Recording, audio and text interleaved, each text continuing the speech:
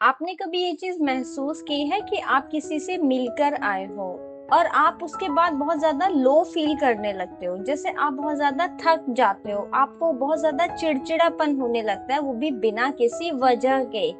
योगानंद जी इसे energy vampires कहा करते थे। ऐसे लोग जो आपसे बिना कुछ लिए आपकी लाइफ फोर्स एनर्जी को चुरा लेते हैं। और इवन अब्राहम हिक्स के अकॉर्डिंग भी जब आप अपनी वाइब्रेशन पे ध्यान नहीं देते ना, तब आप अपनी अलाइनमेंट से दूर चले जाते हो, वो भी बिना समझे। तो आज हम लोग बात करने वाले हैं कि ये साइलेंट एनर्जी जो चोरी होती है, जो आपकी एनर्जी चूस लेते हैं लोग, ऐसा कैसे होता है, कौन करता है और इससे हम कैसे बच सकते हैं, और सबसे इम्पोर्टेंट इसका हमारी लॉ ऑफ अट्रैक्शन की जर्नी पे क्या इफेक्ट पड़ता है। तो आज हम लोग इन्हीं सभी प्रश्नों के बारे में बात करने वाले हैं। तो चलिए शुरू करते हैं। नमस्ते दोस्तों, मेरा नाम है काजल और आप लोग देख रहे हैं we are the beautiful souls. तो सबसे पहले योगानंदा जी एक वार्निंग देते हैं, वो हमें बताते हैं एनर्जी की चोरी के बारे में। योगानंदा जी कहते हैं कि there are people who are like human magnet, they draw your energy without you even realizing it.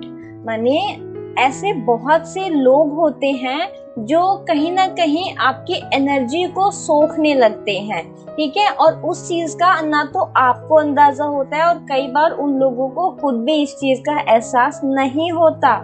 ये लोग जो होते हैं ये नेगेटिव सोच रखते हैं, कंप्लेन करने की आदत इन लोगों के अंदर होती है, या फिर इमोशनल ड्रामे के जरिए ये आपके अंदर से जो है प्राण को चुरा लेते हैं, जो आपकी लाइफ एनर्जी होती है, ठीक है।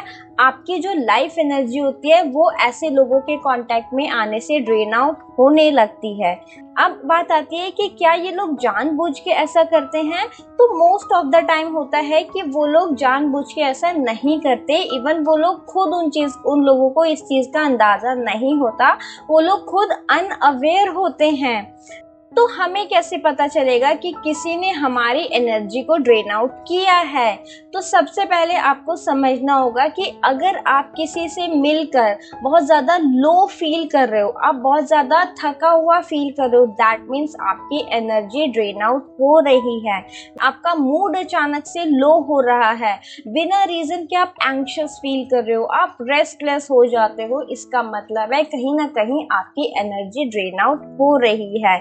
योगानंदा जी कहते हैं कि आपकी एनर्जी सबसे बड़ा धन होता है आपका, और आपको हर समय इसको प्रोटेक्ट रखना चाहिए।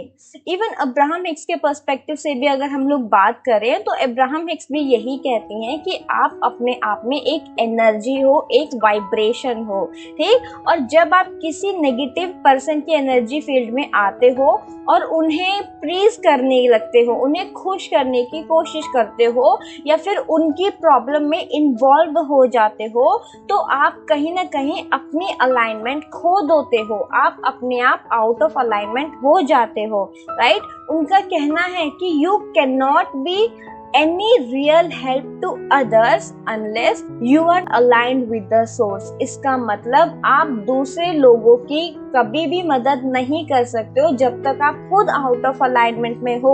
मतलब अगर आप खुद ड्रेन्ड हो, आप खुद लो फील कर रहे हो, आप अपने आप में अगर ड्रेन हो जाते हो किसी और के लिए, तो आप ना तो उनका भला कर रहे हो और ना ही अपना भला कर रहे हो, बल्कि आप खुद अपने सोर्स से डिस्कनेक्ट हो जाते हो, राइट। तो अब बात आ जाती है कि क्या हमारी एनर्जी ड्रेन आउट होने का हमारी लॉ ऑफ अट्रैक्शन की जर्नी पे या फिर हमारी डे टू डे लाइफ में भी कुछ इफेक्ट पड़ता है?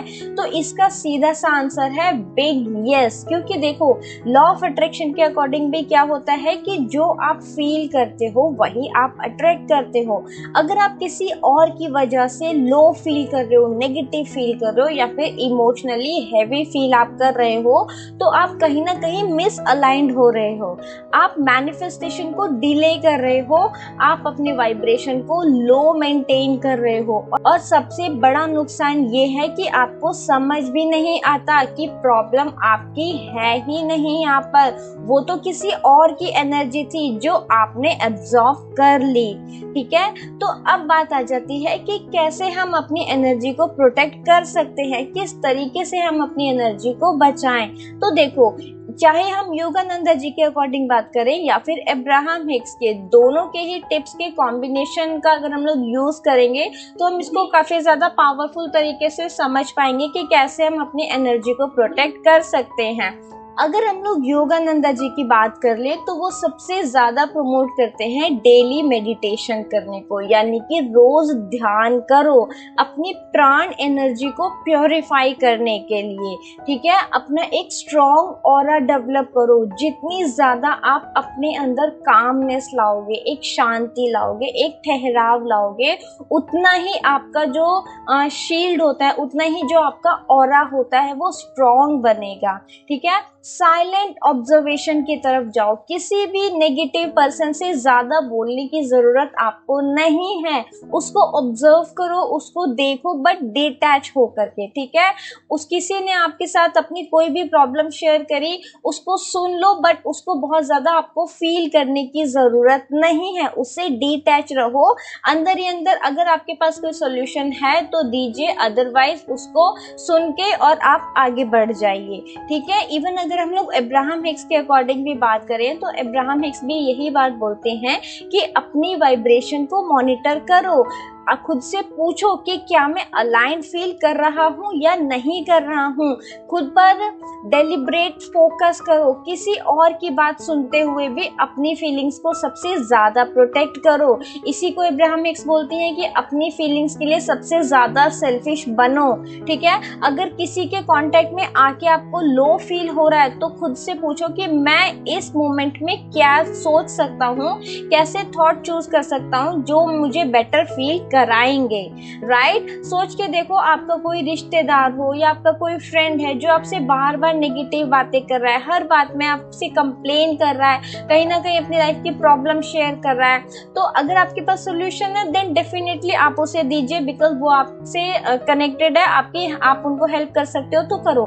बट अगर आप नहीं कर सकते हो ना, अंदर ही अंदर सिर्फ एक ही स्टेटमेंट रिपीट करो, गॉड ब्लेस यू, जो होगा आपके साथ अच्छा ही होगा, मैं भगवान से या मैं उस ईश्वर से प्रार्थना करता हूँ। ठीक है, यहाँ अब्राहम हिक्स कहते हैं कि stop tuning to their frequency, start tuning to yours, माने अपनी फ्रीक्वेंसी उनके अकॉर्डिंग ट्यून करना बंद करो, बल्कि अपनी फ्रीक्वेंसी को, अपनी वाइब्रेशन को प्रोटेक्ट करो। ठीक है, और इवन अगर हम लोग योगानंदा जी के अकॉर्डिंग जाए तो वो भी यही बात बोलते हैं कि withdraw your attention, use your will to protect your energy. मतलब कि अपनी अटेंशन का ध्यान रखो कि आप कहाँ, किस चीज पर, किस जगह पर अटेंशन दे रहे हो, किस बात पर।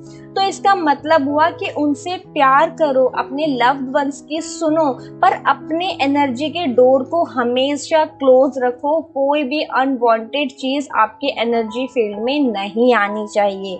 राइट, आपकी एनर्जी आपका सबसे बड़ा एसेट्स होता है। चाहे हम योगानंदा जी के प्राण को समझे या फिर हम अब्राहम हिक्स की वाइब्रेशन को समझे, ये दोनों ही कहते हैं कि बिना परमिशन के किसी को भी अपना इमोशनल रिमोट मत दो। ठीक, अगर आपका एनर्जी स्ट्रांग है तो आप लव भी बनोगे, आपका एनर्जी स्ट्रांग होगा तो आप लाइट भी बनोगे और मैनिफेस्ट भी कर पाओगे। इसलिए कॉन्शियसली डिसाइड करो कि किसको सुनना है और किससे दूर रहना है और कब खुद से जुड़ना है।